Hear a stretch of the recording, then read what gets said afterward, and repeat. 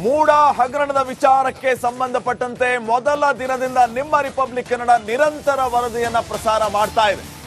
ಈಗ ಮೂಡ ಸೈಡ್ ಹಂಚಿಕೆಯಲ್ಲಿ ಮಹಾವಂಚನೆ, ಮೂಡ ಮಾಜಿ ಆಯುಕ್ತ ದಿನೇಶ್ ಮೇಲೆ ಕೇಸ್ ನಿಶ್ಚಿತ. ಇದು ರಿಪಬ್ಲಿಕ್ ಕನ್ನಡದ ಬಿಗ್ ಇಂಪ್ಯಾಕ್ಟ್. ಅಸ್ತಿತ್ವವೇ ಇಲ್ಲದ ಸಂಘಕ್ಕೆ 48 ಸೈಟ್ ಕೊಟ್ಟಿದ್ರು ಇದೇ ದಿನೇಶ್. ಯಾವ ಸಂಘ ಅಂತಾನೆ ಗೊತ್ತಿಲ್ಲ, ಅದರ ಅಸ್ತಿತ್ವವೂ ಇಲ್ಲ, ಅದಕ್ಕೆ 48 ಸೈಟು. ಇದು ಹೇಗ್ ಸಾಧ್ಯ? ಇದೀಗ ಬೆಳಕಿಗೆ ಬಂದಿದೆ. ದಿನೇಶ್ ಅಕ್ರಮಗಳ ಬಗ್ಗೆ ರಿಪಬ್ಲಿಕ್ ಕನ್ನಡ ಸರಣಿ ವರದಿಯನ್ನ ಪ್ರಸಾರ ಮಾಡಿತ್ತು. ಸೋಮವಾರ 48 ಸೈಟ್ಗಳ ಹಂಚಿಕೆ ರದ್ದು ಕೂಡ ಮಾಡಲಾಗಿತ್ತು. ಈಗ ಇದೇ ರೀತಿ ಅಸ್ತಿತ್ವವೇ ಇಲ್ಲದ ಸಂಘಕ್ಕೆ 48 ಸೈಟ್ ಅನ್ನ ದಿನೇಶ್ ಕೊಟ್ಟಿದ್ರು. ಮೂಡಾದ ಮಾಜಿ ಆಯುಕ್ತರು. ಇದೇ ದಿನೇಶ್ ಮೇಲೆ ಕೇಸ್ ಫಿಕ್ಸ್. ರಿಪಬ್ಲಿಕ್ ಕನ್ನಡದ ಬಿಗ್ ಇಂಪ್ಯಾಕ್ಟ್ ಅನ್ನುವಂತೆ ದಿನೇಶ್ ಅಕ್ರಮಗಳ ಬಗ್ಗೆ ರಿಪಬ್ಲಿಕ್ ಕನ್ನಡ ಸರಣಿ ವರದಿಯನ್ನ ಪ್ರಸಾರ ಮಾಡಿತ್ತು. ಈ ದಿನೇಶ್ ಇದರಲ್ಲಿ ಯಾವ ರೀತಿ ಇನ್ವಾಲ್ವ್ ಆಗಿದ್ದಾರೆ, ಯಾವ ರೀತಿ ಈ ರೀತಿ ಸಂಘ ಅಸ್ತಿತ್ವವೇ ಇಲ್ಲದ ಸಂಘಕ್ಕೆ 48 ಸೈಟ್ಗಳ ಹಂಚಿಕೆ ಆಗಿದೆ, ಇತ್ಯಾದಿ ವಿಚಾರಗಳು ಪ್ರಸ್ತಾಪ ಆಗಿತ್ತು. ಸೋಮವಾರವಷ್ಟೇ 48 ಸೈಟ್ಗಳ ಹಂಚಿಕೆಯನ್ನ ರದ್ದು ಮಾಡಲಾಗಿತ್ತು.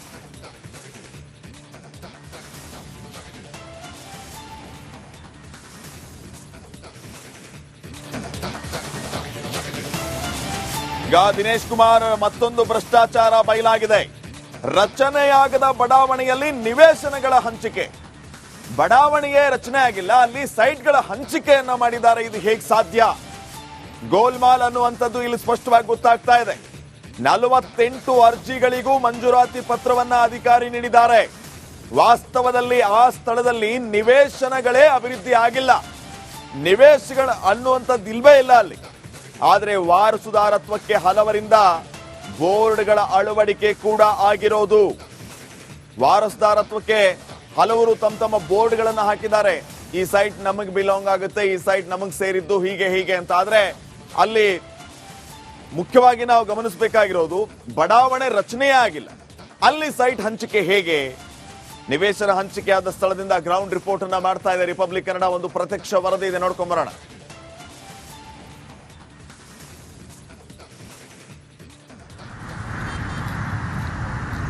ಮೈಸೂರು ನಗರಾಭಿವೃದ್ಧಿ ಪ್ರಾಧಿಕಾರದಲ್ಲಿ ಬಗೆದಷ್ಟು ಹಗರಣಗಳು ಹೊರಬರ್ತಾ ಇದೆ.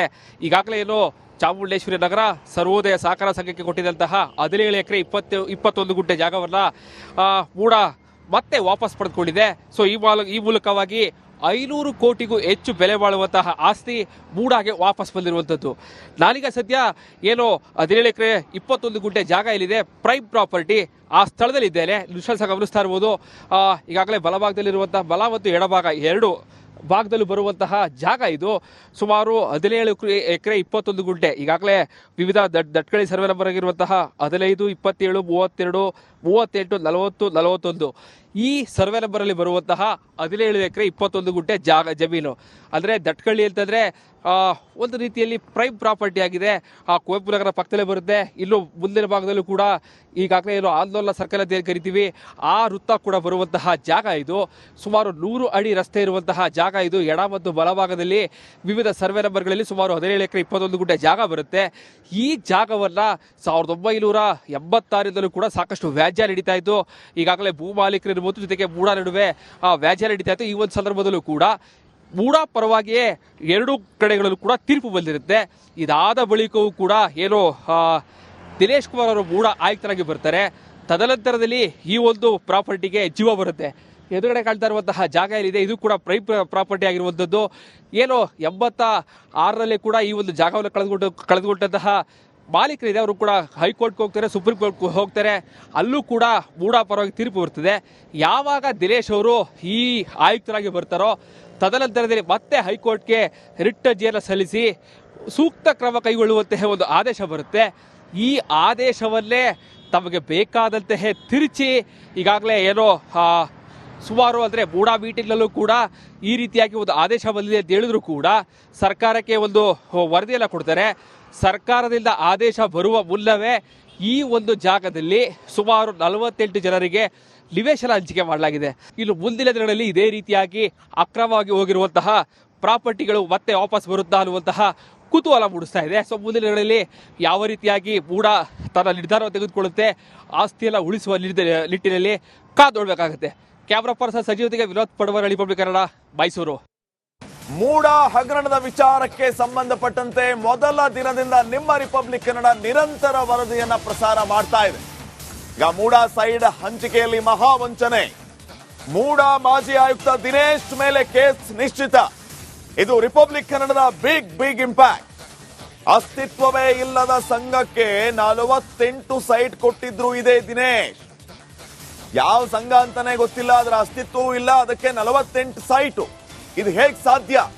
ಇದೀಗ ಬೆಳಕಿಗೆ ಬಂದಿದೆ. ದಿನೇಶ್ ಅಕ್ರಮಗಳ ಬಗ್ಗೆ ರಿಪಬ್ಲಿಕ್ ಕನ್ನಡ ಸರಣಿ ವರದಿಯನ್ನ ಪ್ರಸಾರ ಮಾಡಿತ್ತು. ಸೋಮವಾರ 48 ಸೈಟ್ಗಳ ಹಂಚಿಕೆ ರದ್ದು ಕೂಡ ಮಾಡಲಾಗಿತ್ತು. ಈಗ ಇದೇ ರೀತಿ ಅಸ್ತಿತ್ವವೇ ಇಲ್ಲದ ಸಂಘಕ್ಕೆ 48 ಸೈಟ್ ಅನ್ನ ದಿನೇಶ್ ಕೊಟ್ಟಿದ್ರು. ಮೂಡಾದ ಮಾಜಿ ಆಯುಕ್ತರು. ಇದೇ ದಿನೇಶ್ ಮೇಲೆ ಕೇಸ್ ಫಿಕ್ಸ್. ರಿಪಬ್ಲಿಕ್ ಕನ್ನಡದ ಬಿಗ್ ಇಂಪ್ಯಾಕ್ಟ್ ಎನ್ನುವಂತೆ ದಿನೇಶ್ ಅಕ್ರಮಗಳ ಬಗ್ಗೆ ರಿಪಬ್ಲಿಕ್ ಕನ್ನಡ ಸರಣಿ ವರದಿಯನ್ನ ಪ್ರಸಾರ ಮಾಡಿತ್ತು. ಈ ದಿನೇಶ್ ಇದರಲ್ಲಿ ಯಾವ ರೀತಿ ಇನ್ವಾಲ್ವ್ ಆಗಿದ್ದಾರೆ, ಯಾವ ರೀತಿ ಈ ರೀತಿ ಸಂಘ ಅಸ್ತಿತ್ವವೇ ಇಲ್ಲದ ಸಂಘಕ್ಕೆ 48 ಸೈಟ್ಗಳ ಹಂಚಿಕೆಯಾಗಿದೆ, ಇತ್ಯಾದಿ ವಿಚಾರಗಳು ಪ್ರಸ್ತಾಪ ಆಗಿತ್ತು. ಸೋಮವಾರವಷ್ಟೇ 48 ಸೈಟ್ಗಳ ಹಂಚಿಕೆಯನ್ನ ರದ್ದು ಮಾಡಲಾಗಿತ್ತು.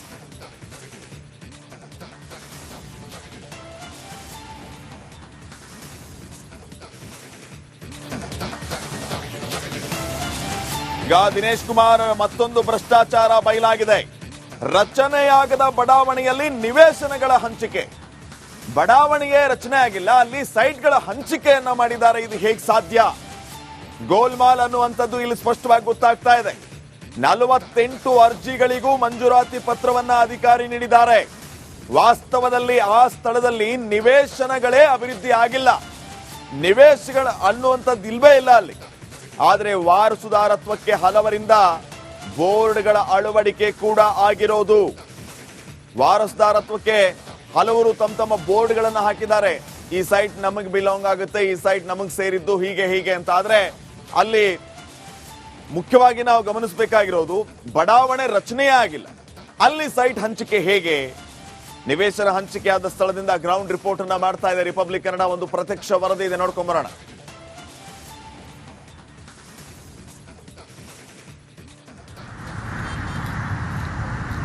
ಮೈಸೂರು ನಗರಾಭಿವೃದ್ಧಿ ಪ್ರಾಧಿಕಾರದಲ್ಲಿ ಬಗೆದಷ್ಟು ಹಗರಣಗಳು ಹೊರಬರ್ತಾ ಇದೆ. ಈಗಾಗಲೇ ಏನು ಚಾಮುಂಡೇಶ್ವರಿ ನಗರ ಸರ್ವೋದಯ ಸಹಕಾರ ಸಂಘಕ್ಕೆ ಕೊಟ್ಟಿದ್ದಂತಹ 17 ಎಕರೆ 21 ಗುಂಟೆ ಜಾಗವನ್ನ ಮೂಡ ಮತ್ತೆ ವಾಪಸ್ ಪಡೆದುಕೊಂಡಿದೆ. ಸೊ ಈ ಮೂಲಕವಾಗಿ 500 ಕೋಟಿಗೂ ಹೆಚ್ಚು ಬೆಲೆ ಬಾಳುವಂತಹ ಆಸ್ತಿ ಮೂಡಾಗೆ ವಾಪಸ್ ಬಂದಿರುವಂಥದ್ದು.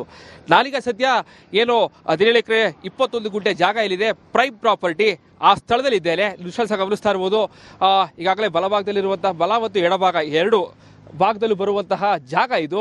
ಸುಮಾರು 17 ಎಕರೆ 21 ಗುಂಟೆ. ಈಗಾಗಲೇ ವಿವಿಧ ದಟ್ಕಳಿ ಸರ್ವೆ ನಂಬರ್ ಆಗಿರುವಂತಹ 15, 27, 32, 38, 40, 41 ಈ ಸರ್ವೆ ನಂಬರ್ ಅಲ್ಲಿ ಬರುವಂತಹ 17 ಎಕರೆ 21 ಗುಂಟೆ ಜಮೀನು. ಅಂದ್ರೆ ದಟ್ಕಳ್ಳಿ ಅಂತಂದ್ರೆ ಒಂದು ರೀತಿಯಲ್ಲಿ ಪ್ರೈಮ್ ಪ್ರಾಪರ್ಟಿ ಆಗಿದೆ. ಕುವೆಂಪು ನಗರ ಪಕ್ಕದಲ್ಲೇ ಬರುತ್ತೆ. ಇಲ್ಲೂ ಮುಂದಿನ ಭಾಗದಲ್ಲೂ ಕೂಡ ಈಗಾಗಲೇ ಏನು ಆಂದೋಲನ ಸರ್ಕಲ್ ಅಂತ ಏನು ಕರಿತೀವಿ, ಆ ವೃತ್ತ ಕೂಡ ಬರುವಂತಹ ಜಾಗ ಇದು. ಸುಮಾರು 100 ಅಡಿ ರಸ್ತೆ ಇರುವಂತಹ ಜಾಗ ಇದು. ಎಡ ಮತ್ತು ಬಲಭಾಗದಲ್ಲಿ ವಿವಿಧ ಸರ್ವೆ ನಂಬರ್ಗಳಲ್ಲಿ ಸುಮಾರು 17 ಎಕರೆ 21 ಗುಂಟೆ ಜಾಗ ಬರುತ್ತೆ. ಈ ಜಾಗವನ್ನ 1986 ಕೂಡ ಸಾಕಷ್ಟು ವ್ಯಾಜ್ಯ ನಡೀತಾ ಇತ್ತು. ಈಗಾಗಲೇ ಭೂ ಮಾಲೀಕರು ಮತ್ತು ಜೊತೆಗೆ ಮೂಡ ನಡುವೆ ವ್ಯಾಜ್ಯ ನಡೀತಾ ಇತ್ತು. ಈ ಒಂದು ಸಂದರ್ಭದಲ್ಲೂ ಕೂಡ ಮೂಡ ಪರವಾಗಿಯೇ 2 ಕಡೆಗಳಲ್ಲೂ ಕೂಡ ತೀರ್ಪು ಬಂದಿರುತ್ತೆ. ಇದಾದ ಬಳಿಕವೂ ಕೂಡ ಏನು ದಿನೇಶ್ ಕುಮಾರ್ ಅವರು ಮೂಡ ಆಯುಕ್ತರಾಗಿ ಬರ್ತಾರೆ. ತದನಂತರದಲ್ಲಿ ಈ ಒಂದು ಪ್ರಾಪರ್ಟಿಗೆ ಜೀವ ಬರುತ್ತೆ. ಎದುರುಗಡೆ ಕಾಣ್ತಾ ಇರುವಂತಹ ಜಾಗ ಏನಿದೆ ಇದು ಕೂಡ ಪ್ರೈಮ್ ಪ್ರಾಪರ್ಟಿ ಆಗಿರುವಂಥದ್ದು. ಏನು 86ರಲ್ಲಿ ಕೂಡ ಈ ಒಂದು ಜಾಗವನ್ನು ಕಳೆದುಕೊಂಡಂತಹ ಮಾಲೀಕರಿದೆ, ಅವರು ಕೂಡ ಹೈಕೋರ್ಟ್ಗೆ ಹೋಗ್ತಾರೆ, ಸುಪ್ರೀಂ ಕೋರ್ಟ್ಗೆ ಹೋಗ್ತಾರೆ. ಅಲ್ಲೂ ಕೂಡ ಮೂಡ ಪರವಾಗಿ ತೀರ್ಪು ಬರ್ತದೆ. ಯಾವಾಗ ದಿನೇಶ್ ಅವರು ಈ ಆಯುಕ್ತರಾಗಿ ಬರ್ತಾರೋ ತದನಂತರದಲ್ಲಿ ಮತ್ತೆ ಹೈಕೋರ್ಟ್ಗೆ ರಿಟ್ ಅರ್ಜಿಯನ್ನು ಸಲ್ಲಿಸಿ ಸೂಕ್ತ ಕ್ರಮ ಕೈಗೊಳ್ಳುವಂತಹ ಒಂದು ಆದೇಶ ಬರುತ್ತೆ. ಈ ಆದೇಶವನ್ನೇ ತಮಗೆ ಬೇಕಾದಂತಹ ತಿರುಚಿ ಈಗಾಗಲೇ ಏನೋ ಸುಮಾರು ಅಂದರೆ ಮೂಡ ಮೀಟಿಂಗ್ನಲ್ಲೂ ಕೂಡ ಈ ರೀತಿಯಾಗಿ ಒಂದು ಆದೇಶ ಬಂದಿದೆ ಅಂತ ಹೇಳಿದ್ರು ಕೂಡ ಸರ್ಕಾರಕ್ಕೆ ಒಂದು ವರದಿಯನ್ನು ಕೊಡ್ತಾರೆ. ಸರ್ಕಾರದಿಂದ ಆದೇಶ ಬರುವ ಮುನ್ನವೇ ಈ ಒಂದು ಜಾಗದಲ್ಲಿ ಸುಮಾರು 48 ಜನರಿಗೆ ನಿವೇಶನ ಹಂಚಿಕೆ ಮಾಡಲಾಗಿದೆ. ಇನ್ನು ಮುಂದಿನ ದಿನಗಳಲ್ಲಿ ಇದೇ ರೀತಿಯಾಗಿ ಅಕ್ರಮವಾಗಿ ಹೋಗಿರುವಂತಹ ಪ್ರಾಪರ್ಟಿಗಳು ಮತ್ತೆ ವಾಪಸ್ ಬರುತ್ತಾ ಅನ್ನುವಂತಹ ಕುತೂಹಲ ಮೂಡಿಸ್ತಾ ಇದೆ. ಸೊ ಮುಂದಿನ ದಿನಗಳಲ್ಲಿ ಯಾವ ರೀತಿಯಾಗಿ ಮೂಡ ತನ್ನ ನಿರ್ಧಾರ ತೆಗೆದುಕೊಳ್ಳುತ್ತೆ, ಆಸ್ತಿಯೆಲ್ಲ ಉಳಿಸುವ ನಿಟ್ಟಿನಲ್ಲಿ ಕಾದು ನೋಡಬೇಕಾಗುತ್ತೆ. ಕ್ಯಾಮ್ರಾ ಪರ್ಸನ್ ಸಜೀವತೆಗೆ ವಿನೋದ್ ಪಡವರಳ್ಳಿ, ರಿಪಬ್ಲಿಕ್ ಕನ್ನಡ, ಮೈಸೂರು.